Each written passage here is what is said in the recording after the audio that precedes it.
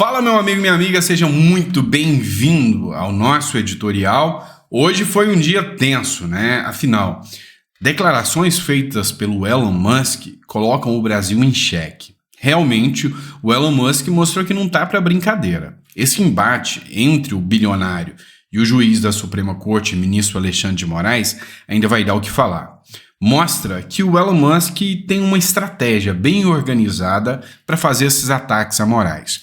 Eu achei interessante, o Joel Pinheiro ele fez uma análise muito bem acertada de que o Elon Musk mandou uma armadilha para Moraes, num jogo de ganha-ganha, onde o ministro do Supremo Alexandre de Moraes caiu certinho. E o Joel Pinheiro falou uma coisa bem interessante, eu vou revelar para você nesse editorial. Então eu vou te pedir para ficar até o final do editorial para você perceber qual foi essa trama que o Elon Musk preparou para pegar o ministro do Supremo Alexandre de Moraes e que parece que está dando certo por parte do Elon Musk. Eu vou querer o seu comentário, tá? E você vai ver o que foi que o pessoal da Globo News falou. Também nós vamos falar sobre o debate. É óbvio que você veio aqui para ver um pouquinho do que está rolando no debate. O lance é que eu não tive muito tempo para separar um conteúdo. Eu assisti o debate, então eu tenho que separar o conteúdo, gravar, postar o vídeo para vocês e com certeza amanhã vai ser um perfil mais completo. Mas já dá para a gente chegar num parecer do que rolou nesse debate aqui. Então primeiro eu vou falar do debate, depois da estratégia dessa batalha entre Elon Musk, batalha e duelo de titãs. Tá interessante de assistir isso, cá entre nós. O problema é que se o mocinho perder nessa história, quem toma é o povo brasileiro. Vamos entender? Não esquece de se inscrever, curtir e compartilhar. Pois é, tá rolando o debate lá no Jornal Gazeta. E esse debate que está acontecendo em parceria com o My News chamou muito a atenção. Por quê? Porque tinha quase 270 mil pessoas ao vivo assistindo um debate de uma prefeitura. Cara, nunca se viu isso na história. Você tem noção da proporção que isso está ganhando? E não tinha gente de São Paulo, tinha gente do Brasil inteiro assistindo. Cá entre nós, vocês acham que eles querem assistir o Boulos ou a Tabata? O Ricardo Nunes? Ah, o Datena. Não. Coloca pra mim. Não sei se você assistiu, mas se você assistiu, você foi lá pra ver quem? Só lembrando que a Marina foi censurada mais uma vez. E as feminazes aí, nenhuma pra defendê-la, tá? Então, Marina, minha solidariedade. Pra mim, sem dúvidas, uma das pessoas mais capacitadas, mas o sistema não te quer, tá bom? Isso é perceptível. Mas vamos pra discussão? Vamos lá, não esqueceu de se inscrever, curtir e compartilhar não, né? Acho que eu já pedi. Eu tô pedindo de novo, não tem problema não. Vamos começar com um nível, né? Olha só a matéria do Metrópolis. Ia ter cartão vermelho para quem partisse para agressão, ia ter punição para quem partisse para agressão. E adivinha quem partiu para agressão? Não foi o Marçal. O Marçal foi o cara mais atacado e foi ponderado nessas discussões. Olha só, matéria do jornal Metrópolis. Datena chama Nunes de picareta durante debate. Falo na sua cara. Dá uma olhada o que rolou, né, nesse trecho aqui e aí você me fala, você me diz se isso aqui é o nível de debate que você imaginava. Escute-me. Para mim é um mentiroso falando de um condenado, de um possível condenado, se realmente o que pesa sobre ele na realidade se confirmar. Ele disse que eu não tenho coragem de falar na sua cara. Fala na sua cara, picareta. Encerrou o tempo, nós temos É você. Candidato, por favor. Candidato Ricardo Nunes, por favor, vamos cortar o microfone. O candidato Ricardo Nunes... Ninguém está ouvindo. Para mim é um mito. Sabe o que eu mais gostei dessa história? Tá? O Pablo Marçal chegou como quem não queria nada e ele expôs o verdadeiro circo que é isso. Um bando de gente falsa com o mesmo projeto, o mesmo plano, um plano do sistema de esquerda, todo mundo se tratando, fingindo que são pessoas civilizadas entre si, mas são pessoas que só têm o objetivo de colocar o quê? Sabe? Seus tentáculos na prefeitura. E o Pablo Marçal, ao expor o circo, expôs a face dessas pessoas. As máscaras caíram. É isso aqui que tem moral para chamar o Pablo Marçal de pessoa que baixa o nível? É isso? E assim, o Pablo Marçal foi o mais atacado. O que ele fez aqui? Agora eu vou fazer a política reversa. Eu cheguei, eu critiquei, eu ataquei e agora vou deixar eles me atacarem. Teve um outro momento aqui para vocês verem também o Ricardo Nunes com o mesmo discurso da Tabata Amaral e da Atena e do Boulos. Assiste, peraí, deixa eu até colocar aqui para vocês, que eu quero colocar na tela aqui para que vocês possam ver. Vamos lá, ó. Pablo Marçal e Ricardo Nunes trocam ofensas no debate da Gazeta. O que eu vi foi o seguinte, né? O que eu vi foi o Ricardo Nunes com críticas aqui, né? Vamos lá. Bananinha, tá desesperado que a campanha dele desintegrou. Eu quero te fazer uma pergunta e já te respondo essa baboseira que você falou. Como que é ter o Bolsonaro de amante? Você tem um amante que você gosta muito dele e precisa esconder ele do povo. Como que deve ser essa relação com o Bolsonaro, sendo que nenhum bolsonarista mais consegue te apoiar? Você defende a mesma ideologia de gênero do Boulos, que cantou dos filhos deste soles mãe gentil. Você, Bananinha, que é um covarde, eu te falei pra você não partir pra esse jogo de covardia. Eu acho que você vai terminar. Eu tinha feito a previsão que você ia terminar em terceiro, você vai terminar em quarto, já que você tá sendo um grande covarde. Olha, Pablito, bananinha é o que você comeu na cadeia. Bananinha é o lanchinho que os policiais da Polícia Federal te deu de lanchinho lá, tchutchuca do PCC. Você acha que você, porque tem uma rede social grande, vai fazer bonito? Cara, quem foi preso porque entrou na conta das pessoas para subtrair o recurso das pessoas, aposentados e humildes, foi você. Bananinha. Pois é, vocês viram que o nível do debate foi literalmente esse aqui, né? Sabe, o Pablo Marçal me agradou nesse debate porque ele expôs, é isso. Ele colocou a origem de cada um. Você mostrou aqui, o discurso é o mesmo, da Tabata, do Boulos contra o Pablo Marçal, e o Pablo Marçal está conseguindo capitanear isso aí ao seu favor. Outra matéria também do Metrópolis, Pablo Marçal questiona Boulos sobre a linguagem neutra, como afundar a sua própria candidatura. O Boulos está perdendo eleitores para o Marçal. O Marçal chegou com um trator em cima do Boulos. Acompanha aqui. Minha pergunta é pro Boulos. Qual que é a sensação de fazer o maior papelão da história cantando o hino nacional com linguagem neutra? E se ele puder responder, se ele nunca experimentou nenhuma substância alucinógena, se ele nunca experimentou maconha, se ele fez o exame toxicológico. Mas eu tenho mais interesse na parte 1 da pergunta, que é sobre como cantar desfiles destes, como é que faz para estragar um hino nacional? Como é que faz para destruir o senso patriótico desse país? A pergunta é pro Boulos. Marçal, você é um bandido condenado. As pessoas estão descobrindo isso e vão descobrir ainda mais até o dia 6 de outubro. Aliás, quem está nos assistindo, eu peço que vá agora na minha rede social, que vai subir mais um caso de condenação do Pablo Marçal. Ficou claro agora por que ele zomba da carteira de trabalho, porque ele tem uma condenação na Justiça Trabalhista por humilhar os seus próprios funcionários. Vai subir tudo agora na minha rede, dá uma olhada lá. Eu não converso com o criminoso, por isso eu não vou... Minha pergunta é pro Boulos. Opa, o Boulos falou que não conversa com o criminoso. Dá para ser condenado por fake news nessa aí. Então, assim, isso aqui foi uma prévia do que rolou no debate. A gente vai fazer uma análise mais contundente de tudo que aconteceu, da repercussão. Ainda não deu tempo de ter repercussão. Acabou o debate agora e eu já separei alguns trechos aqui que saíram na mídia para a gente poder conversar, trazer para vocês. Mas, enfim. Agora a gente vai partir para um ponto um tanto quanto mais tenso. Agora nós vamos falar sobre o que está rolando dessa briga entre Elon Musk e o ministro Supremo Alexandre de Moraes. E aí chega uma bomba atômica, né? Olha, presta atenção nessa matéria do Metrópolis que eu trago para você. Musk, 2 pontos. Ex-funcionários do X, né, o Twitter, e Moraes interferiram nas eleições de 2022. O Elon Musk segue atacando o ministro Alexandre de Moraes do Supremo Tribunal Federal após um magistrado determinar a suspensão do X, rede social do bilionário.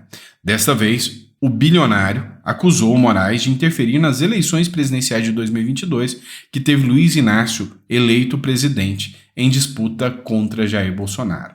Abre aspas. Há evidências crescentes, vou até melhorar, não vou nem falar aqui o que ele disse. Eu vou trazer um comentário do próprio Eduardo Bolsonaro, que repostou, né, o perfil do Elon Musk, e aí provavelmente o Eduardo Bolsonaro ainda está acessando o X, né, e nós vamos falar sobre isso aqui. Ele escreveu o seguinte, tá?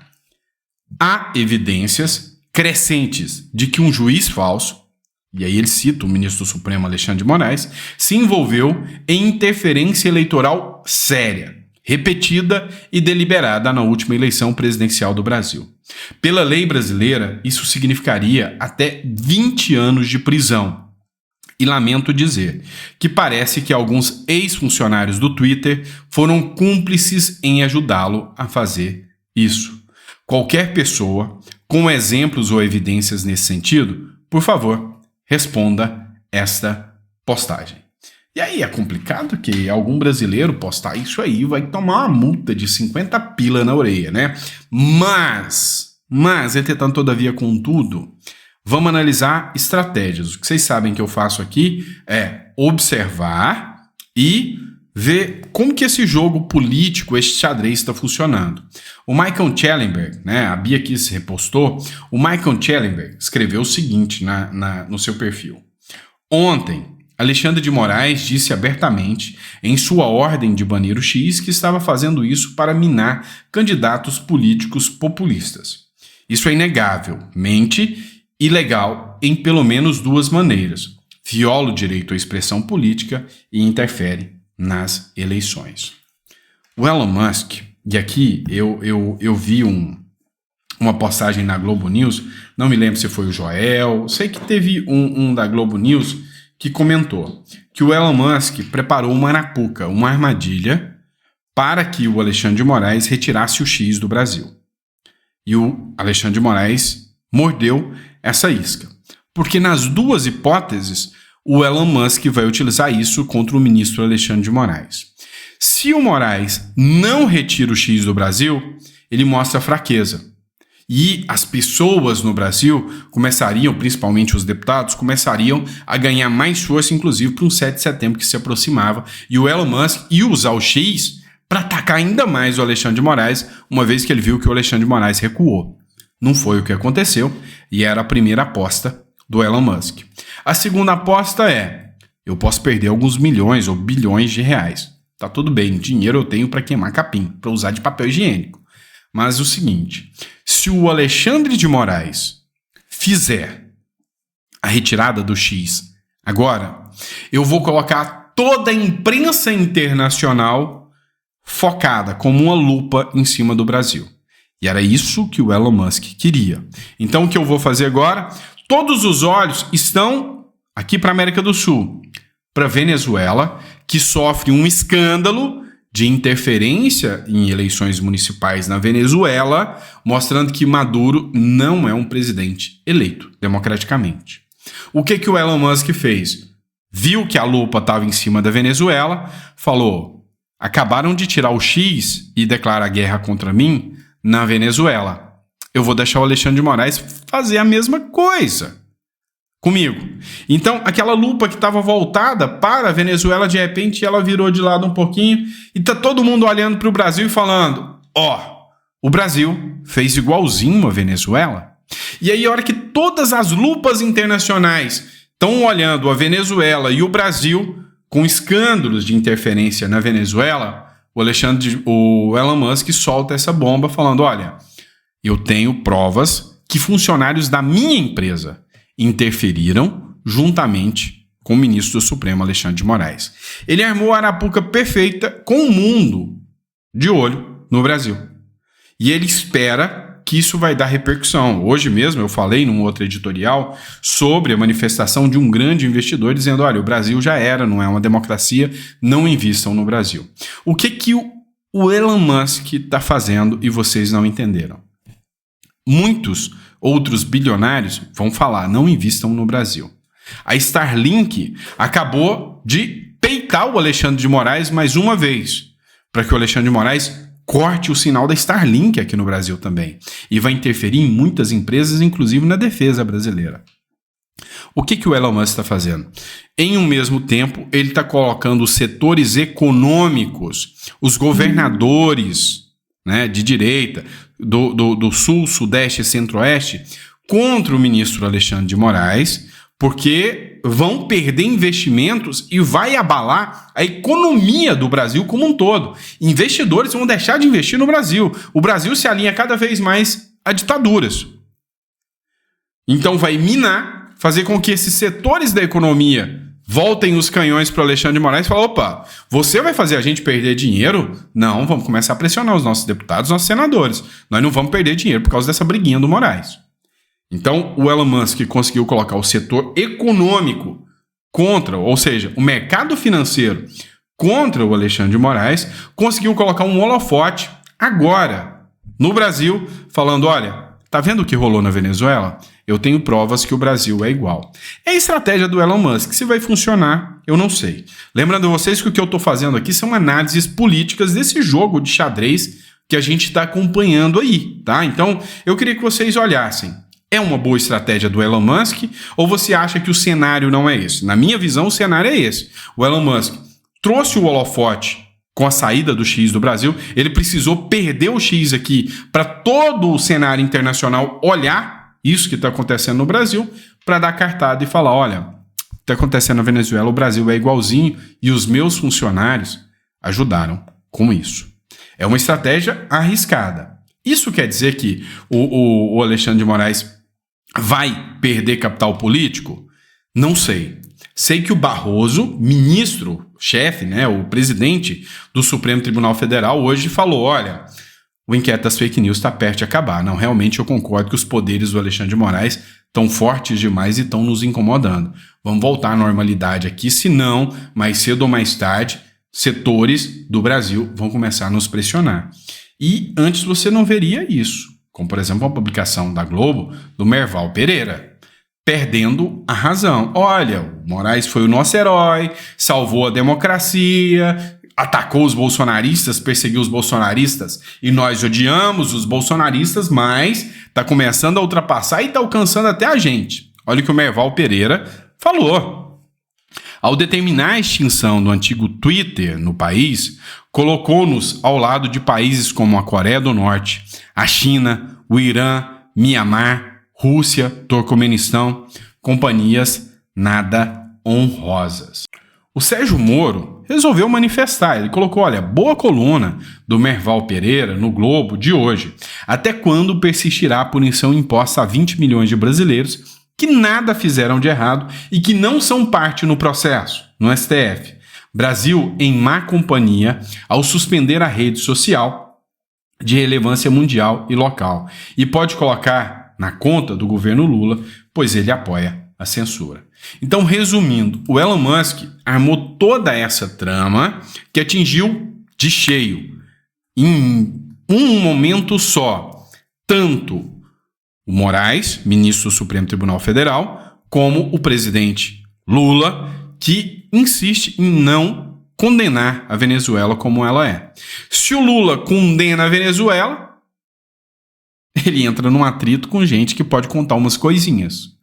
Se o Lula continua nessa, o mundo olha para o Brasil e fala, sei não, hein, você parece que tá meio errado, tá nas companhias erradas, hein? Então, o jogo tá ficando cada vez mais tenso. E a imprensa brasileira tá... aqui no Goiás a gente chama de... tá com aquele negócio trincando a agulha, né? No Uruguai não chamamos assim, não. Mas tá com aquele negócio trancando a agulha, ou seja, tá com medo. Olha isso. Com o X proibido no Brasil, por ordem do Alexandre de Moraes do STF, a Folha de São Paulo diz que usará correspondentes. Oi? Peraí. Eu não posso utilizar um VPN para acessar o X e ver o que estão postando. Mas a Folha de São Paulo pode usar um correspondente internacional para acessar o X, que é proibido no Brasil, e veicular essas notícias aqui no Brasil? A Folha tá com medinho de falar até isso. Falar, ô Moraes, como é que eu faço? Eu preciso falar. O X, a maioria dos líderes mundiais se manifestam através do X. Como é que eu não vou falar? Como é que eu vou ficar calado? Você entendeu o quanto a decisão do Alexandre de Moraes é impactante? A imprensa internacional, de certa forma, está dando aí uma moral para o Alexandre de Moraes. Matérias de jornais progressistas, tá? New York Times sempre foi left, sempre foi de esquerda. Como a experiência brasileira de combate às notícias falsas levou à proibição do X. Para combater a desinformação, o Brasil deu a um juiz amplos poderes para policiar a internet. Agora, depois que ele bloqueou o X, alguns estão se perguntando se isso foi uma boa ideia. Então, de certa forma, até o The New York Times está começando a pensar, olha, tem coisa errada nessa história aí. Nós somos de esquerda, não gostamos, mas será que foi uma boa ideia? Em 2019, o Supremo Tribunal Federal decidiu que o tribunal poderia abrir suas próprias investigações em vez de esperar pela aplicação da lei. Olha só, em vez de esperar a aplicação da lei. De Moraes começou a conduzir um inquérito sobre notícias falsas e começou a banir políticos, membros do Congresso e proeminentes especialistas de direita. O New York Times recebeu ordens para remover contas e elas não contêm nenhuma explicação sobre o porquê. Se as empresas de tecnologia quiserem apelar, o recurso vai para Moraes, que o rejeita. Parece que o Brasil sofreu um golpe judicial nos últimos anos. Tenso, hein? Essa publicação foi da Bárbara, do Te Atualizei, no New York Times. Abre aspas, parece que o Brasil sofreu um golpe judicial nos últimos anos. Vocês entenderam o quanto a situação está tensa? Eu queria fazer um vídeo rápido, mas eu não dou conta. Que meleca. Vamos lá. Queria acabar por aqui, mas ainda tem umas 3 matérias. Mas vamos lá. O Marcel Van Hatten, ele escreveu Isto é História.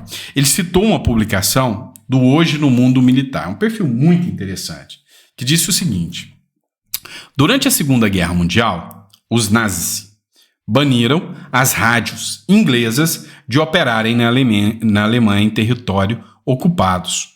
No entanto, não havia como impedir as emissões de rádio de longa distância. E por isso, os nazistas começaram a multar e prender as pessoas que eram apanhadas ouvindo rádios como a BBC. A Gestapo não tinha como monitorar o que cada alemão ouvia. Então, as prisões eram feitas principalmente por denúncias de vizinhos que, como bons seguidores da lei alemã, alertavam a Gestapo sobre que notavam alguém ouvindo uma rádio proibida. E aí, é uma situação assim, mais atual do que nunca. Você já tem algum caso que vocês podem comparar com isso aqui, de que foi proibido que as pessoas tivessem acesso a um tipo de comunicação, porque era caracterizada como proibida, né? Como aconteceu no caso da Alemanha, e que depois, se as pessoas fossem pegas, poderiam ser multadas, penalizadas. Tem algum caso de referência que você poderia utilizar que equipara esse período aqui utilizado pelos nazis? Se tiver, coloca no comentário. Quem sabe você já ouviu falar de alguma coisa assim. Tá bom?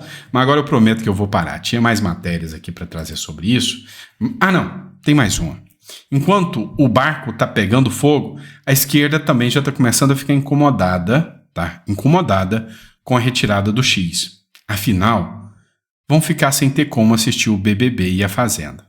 Chico Barney, crise sem precedentes. O banimento do Twitter vai arruinar a Fazenda e o BBB. Foda-se para vocês. Tchau, pessoal. Fica com Deus. Um grande abraço e eu vejo vocês amanhã de manhã, tá? Com toda certeza, se Papai do Céu permitir e se nada acontecer com a gente, né? A gente volta para poder trazer mais um editorial para vocês. Fechou? Grande abraço e eu vejo vocês lá.